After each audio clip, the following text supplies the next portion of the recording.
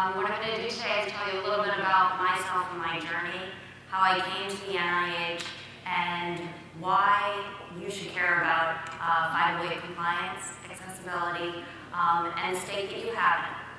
So in 2006, I became very ill. My kidneys, my liver, and my pancreas shut down completely, and the oxygen was cut off to my retinas. Before that, I had 20/20 vision. I knew nothing about blindness other than there were people that were blind that used canes to get around or guide dogs. And I knew nothing about 508 compliance and accessibility.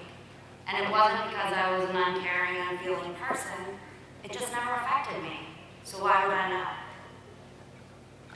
After I lost my vision, I took some time. I got some good training. I got some excellent training, actually. I learned how to do everything just a little different. Once I had those skills, I thought, okay, I have my resume. You know, I was, this all happened a month before my 25th birthday. So I had already started into a career and was doing things, and then my life changed. And the idea of getting back into work suddenly was never going to be the same. When I went to job interviews, when I submitted my resume, on paper it looks like one thing, and when I walk in with a cane, it's totally different. I can't tell you how many jobs I applied for and had no response, or a response and then they found out I was blind and suddenly something changed. Yeah, there are laws in place, but do I really want to work somewhere where they don't want me? I don't think so. I ended up finding a job. Not what I wanted to do, but when I went to a career fair and all they told me that I could do was retail, that really irritated me. So I ended up taking a part-time job doing some telemarketing for a vending company. In a couple months, I was their marketing director. And it was interesting. It was a real learning process. And then I outgrew the position. It was time to move on. And that's how I came to be at the NIH. Now, I'm a relationship manager in the Center for Information Technology. I love my job. It's not a desk job. I'm on the go all the time, meeting different people, and going around and being exposed to all of the different institutes and centers. But when I got to the NIH, I had this idea that everything there was going to be perfect, that people were going to be so educated, accessibility was going to be the priority. I wasn't going to be asked silly questions about what's that stick for, or, you know, how do you do this or that?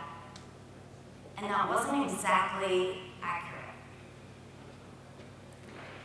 There also weren't a whole lot of resources available at the NIH for employees with blindness. There's a lot of scientific research that goes on, but not a lot of day-to-day applicable resources available. I also had the privilege of meeting 2 other men that work there in different institutes that have a progressive disease called retinitis pigmentosa. And the conversation started with one of them who saw me walking around with my cane and approached me and said, you know, I'm losing my vision. What do I do? That was kind of the same conversation, it was slightly altered, but I had a similar conversation with the second guy.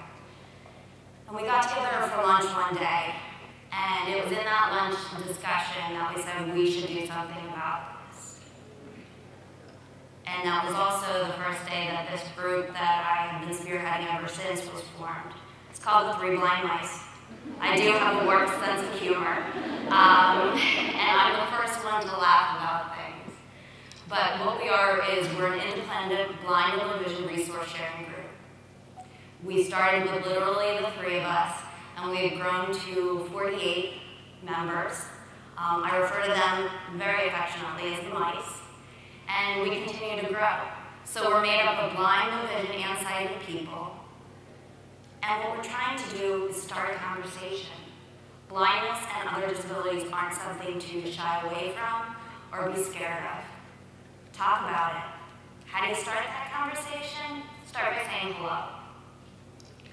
And why should you care about this, finally, is 508 compliance and accessibility are something that everyone can use. Websites, documents, any type of electronic information that is accessible and is 508 compliant is more usable.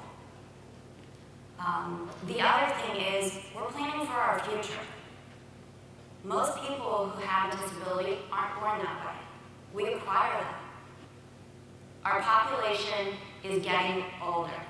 We're going to have more and more people that are losing their vision or acquiring other disabilities. And how do we plan for our future? We can start today. So the issue of 508 accessibility is not just something for those who are disabled now, but take the investment upon yourselves, because you never know what could happen.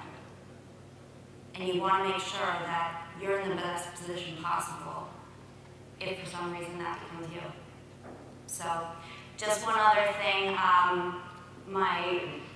always tell people that blindness is not, it's not life-ending, it's not dream-ending, and as my friend Chris, who's over here, said, blind is not a dirty word. Thanks, guys.